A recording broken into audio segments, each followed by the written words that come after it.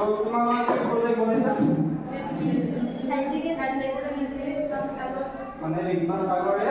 Acid আৰু flux ধৰা কৰিব তো কি এচিড আছে এটা সাইট্ৰিক এচিড এটা কি আছে সাইট্ৰিক এচিড মানে এইটো এচিড হয় এইটো কি হয় ক্ষাৰ ঠিক আছে তো হাতত থকা কি এইটো কাগজটো কি হয় নীলা লিটমাছ কাগজ হৈছে তো এবাৰ দেখাই দিয়া কেনেকৈ কৰিছা ধুনীয়া এইটো কি হয়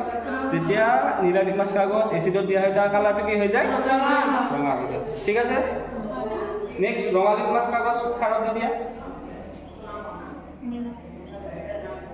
কালাৰটো কি হ'ব নীলা হয় তো লিটমাছ কাগজৰ ধৰ্মটো কি ই নীলা লিটমাছ কাগজ এচিডে ৰঙা কৰে আৰু খাৰে ৰঙা লিটমাছ কাগজ নীলা কৰে বুজিছে তুমি কৰিলে কৰা তুমি খালা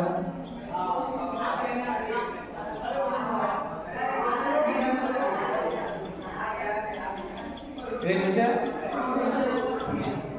By next.